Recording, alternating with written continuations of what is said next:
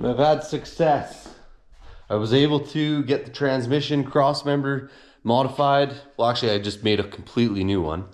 I have the engine mounted where it's going to be sitting.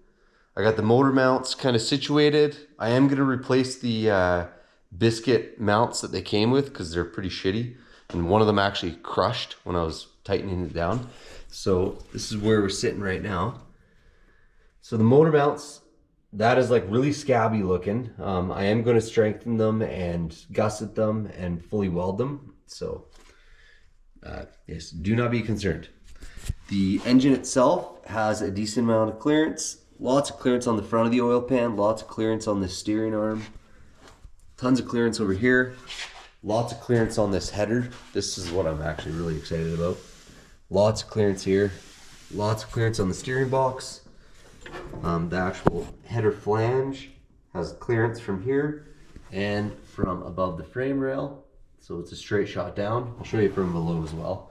That's the driver's side. Passenger side. On LS engines, the passenger side head sits back a little bit further. I don't know if it's the same on other engines, but so it's sitting further back than the other one, but I still have lots of clearance on that one. I will have to trim the rest of this body out to make room for it. But this header, or this manifold, it looks like it's coming down towards the frame rail, but I'll be able to just kind of dodge that with the actual exhaust tube, exhaust pipe that I'll be making it myself. Again, same thing with that engine mount. So let's crawl underneath the car and have a look at this. Oh.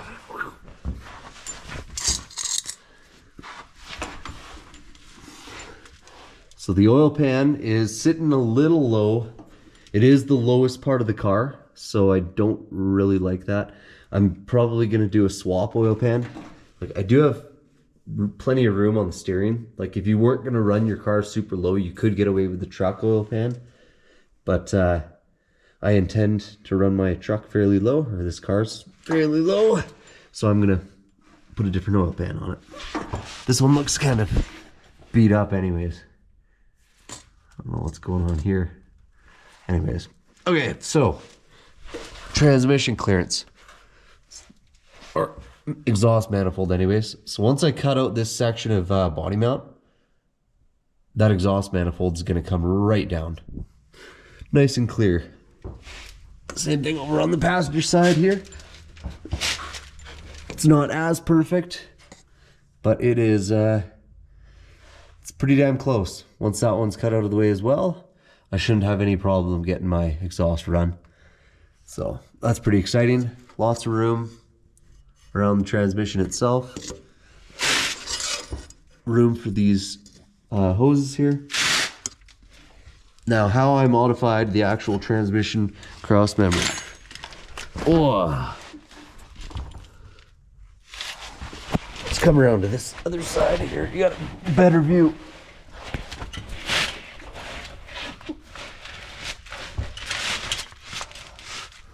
Let's push this brake line out of the way.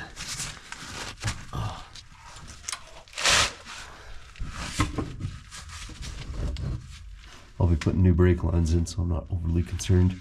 So, like I said, C-channel, 1x1, 1/4-inch plate. And it's built in such a way that it can spin on these fasteners here, because you'll notice the angle of it. It has an upward inclination towards the front of the car. So it's not at the same angle as the original frame rail here.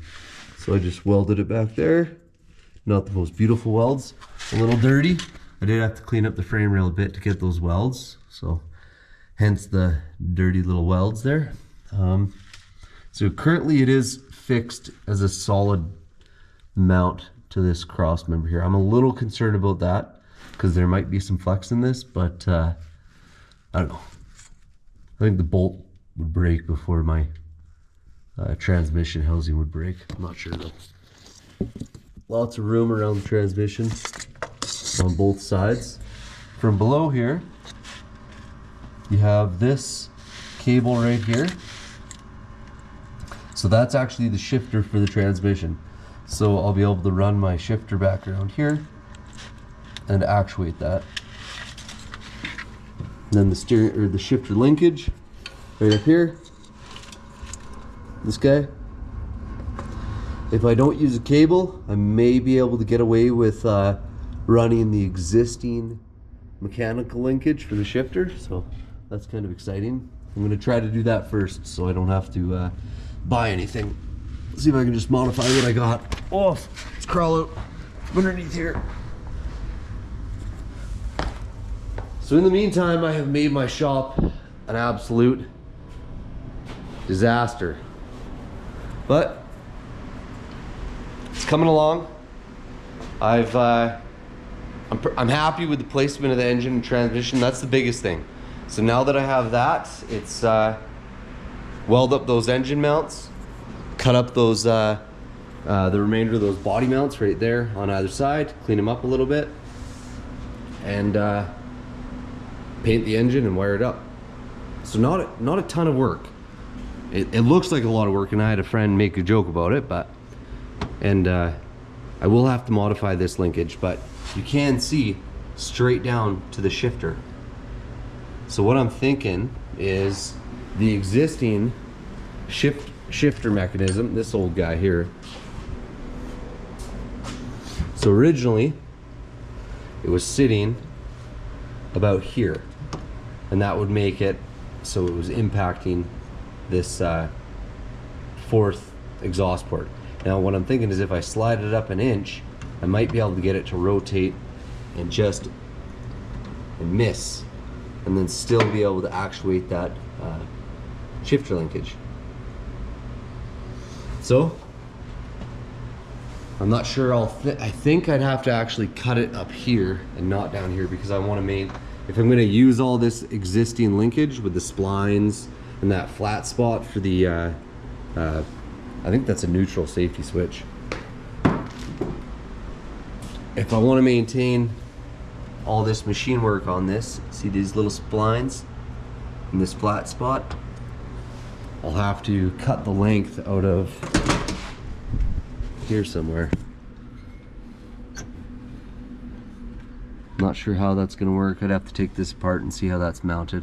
I'm assuming it's just a pin that runs through, right? But I am not 100% positive.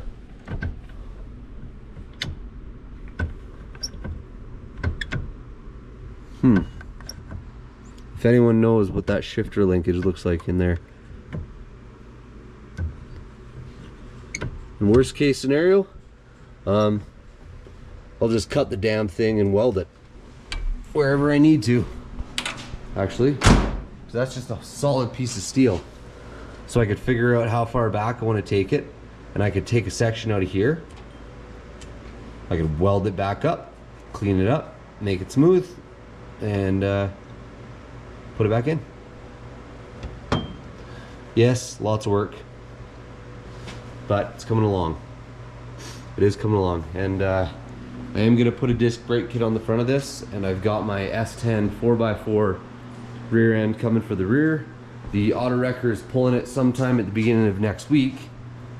As soon as he gets that pulled, I'll be able to throw that in. And then I have the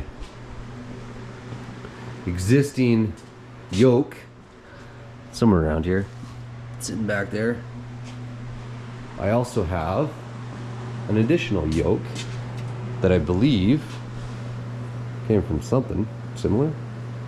Not sure. If anyone knows how to identify a yoke, see GM, not sure. I'm sure this is some kind of factory GM yoke, but I do have a couple of them sitting around and I'm not sure what they're for. So, although my transmission came with one, my rear diff is going to have one, so essentially all I need is the drive shaft and the U-joints. So, until then, please subscribe. Thank you very much for watching, and we'll keep it going. Hopefully I could drive this thing for the summer and hit up some cruises and do some burnouts. Thanks. Bye.